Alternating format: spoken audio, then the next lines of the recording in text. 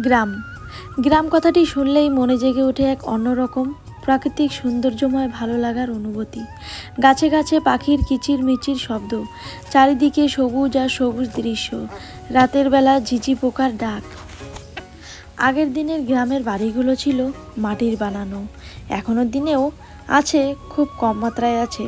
এখনো প্রায় মাত্র 5 থেকে 10টা বাড়ি নিয়েই একটি গ্রাম গড়ে উঠত। গ্রামে ভোর হয় 4টের সময়। যারা গ্রামবাসীরা গ্রামে থাকে, যারা মাঠ ঘাটে কাজ বাজে যায় বা চাষবাসে চলে যায়, তারাই ভোরবেলা উঠে যে যার কাজে লেগে পড়ে। এখনের দিনে মাঠে ঘাটে কাজকর্ম খুব কম হয়। যারা মাঠ ঘাটে কাজ করে বা ধানের চাষবাস করে তারা তো করে। এখনের দিনে সেই মোষ গরু এখনে খুব কম মাত্রায় দেখা যায়, কিন্তু আগে মোষ গরু নিয়েই উঠতো একটা গ্রামের দৃশ্য।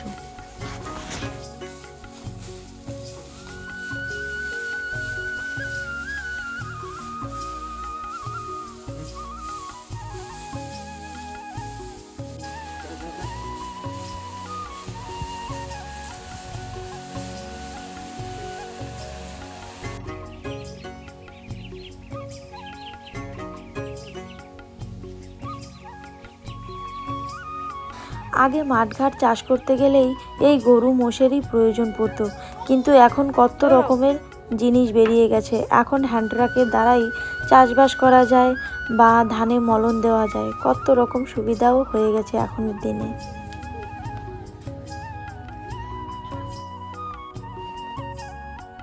গ্রামগঞ্জের ব্যাপারই আলাদা থাকে। গ্রামগঞ্জে একটা শান্তি আছে, সবুজ সবুজ দৃশ্য, এবং তার সঙ্গে সঙ্গে গ্রামগঞ্জে এই খুঁটিনাটি সবজি লাগিয়েও খাওয়া যায়, কিন্তু যারা শহরে এদিক ওদিক থাকে তারা এটা আর করতে পারে না।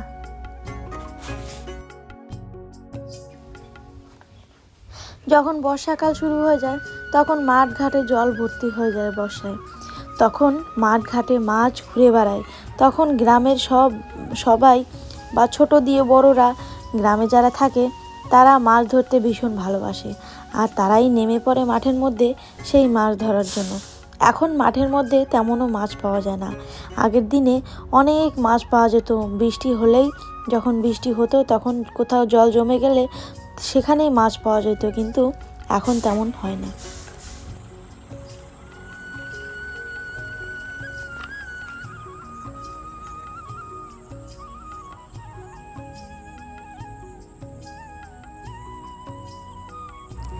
এখনের দিনে ডিজিটাল হয়ে গেছে। এখনে বাচ্চারা সব বিদ্যালয় দিয়ে এসেই অমনি ফোন লেগে পড়ে বা টিউশন চলে যায়, কিন্তু গ্রামগঞ্জে দেখা যায় যে বিদ্যালয় থেকে এসে এখানে সব বাচ্চারা এক জায়গা হয়ে একটু খেলাধুলাও করে। যখন সকাল হয় গ্রামের বাচ্চারা সব হই হুল্লো করে চলে যায় সব মাঠে খেলতে, এবং তারা খুব আনন্দও করে।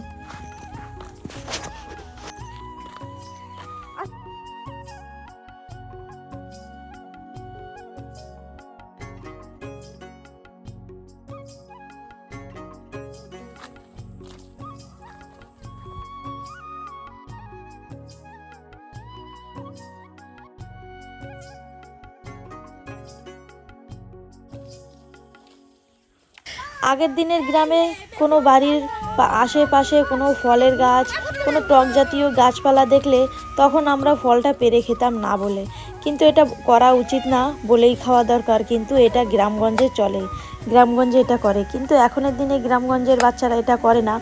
যার বাড়ি যেই ফল গাছ আছে তারা সেই ফলই খায় বা কিনে নিয়ে এসে, আর সবাই মিলে এক জড়ো হয়ে মাঠের মধ্যে বসে এই আম মাখা, জাম মাখা, টক ফল খাওয়া, এইসব একটা আলাদাই আনন্দ।